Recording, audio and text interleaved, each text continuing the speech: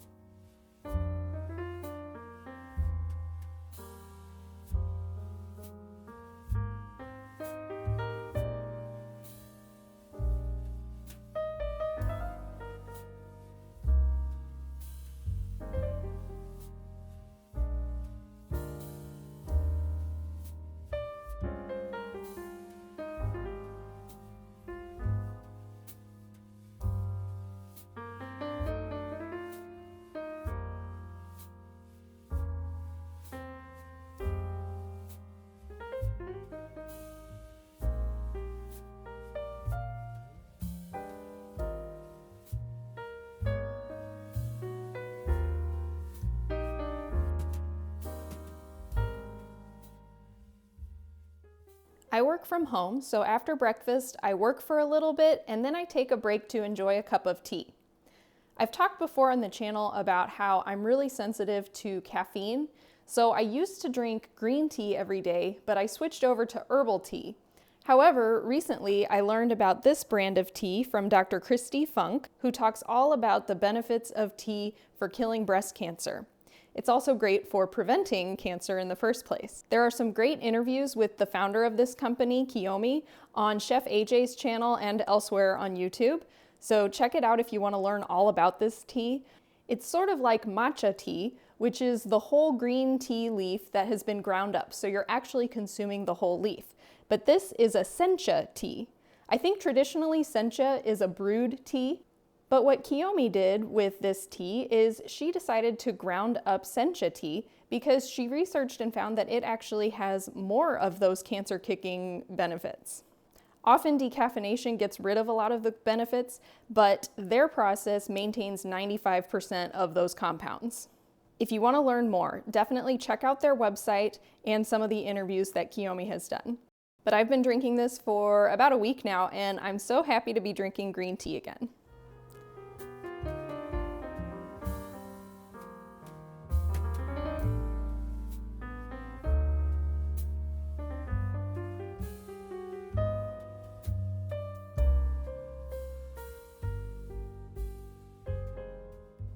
Okay, it is lunchtime and I started by making this beautiful salad. I had tons of great veggies in my local produce share this week. There was some beautiful green lettuce, radicchio, carrots, and then I added some radishes and peppers and then also some red onion. I started putting red onion in my salads and I gotta tell you, it is so delicious. I used to hate raw onion, but now I can't live without it. And then I made a homemade dressing the other day. This just has some of my usual suspects: balsamic vinegar, mustard. I added a little bit of tahini to this one, and garlic, and I think I added tarragon this time. Oh, and also a little date sugar to sweeten it up.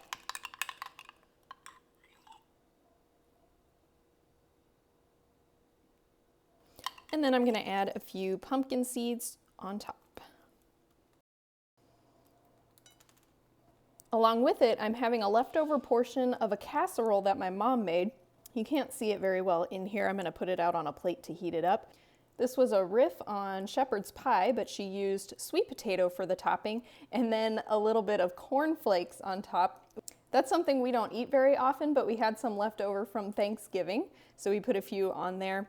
And I'm going to have to get the recipe from my mom because I want to share it with you guys. This was so delicious. And she made this a few weeks ago and froze a portion for me, so it's been a while since we ate it, and I don't remember exactly what's in it, but it has mixed veggies, some white beans, a little bit of kale, and then of course the sweet potatoes on top. Decided I wanted to add a few raisins to my salad. This adds a lovely little bit of sweetness. I also forgot to mention that the casserole has barley in it, so it's a complete meal. It's got beans, greens, grains, and veggies.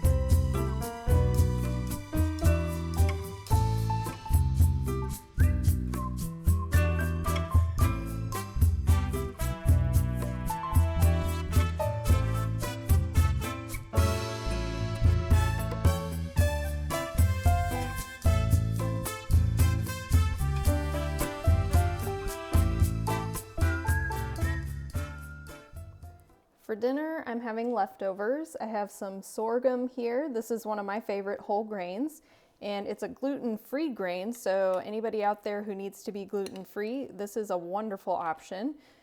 And then along with that, I'm gonna have this leftover soup. I got a couple bunches of escarole from a local farmer, and so I decided to make a soup.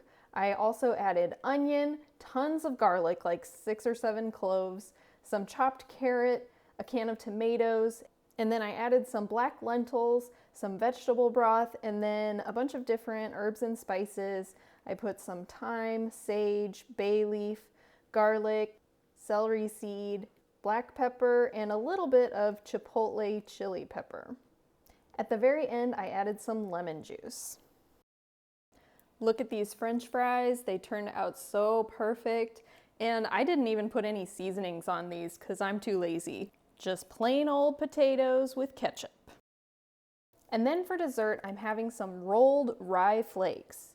This is very similar to rolled oats. And if you've watched any of my videos, you probably know that I love rolled oats. Actually, I love oats of any kind. Often, I'll have oats with fruit as a dessert. But I found these rye flakes, and it's just a fun alternative.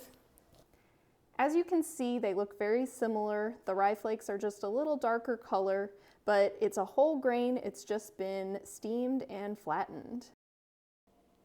It's a 3-to-1 ratio of water to rye flakes. I'll bring that up to a boil and cook it for about 20-25 minutes.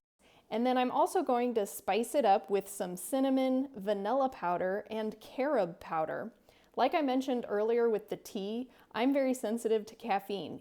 even the little bit that's in chocolate. So lately I've been using carob powder instead of cocoa or cacao powder. It has a really great chocolatey type flavor, but none of the caffeine. I think I've actually come to like the carob powder even better than chocolate. It's almost a little sweeter on its own than the plain cocoa powder.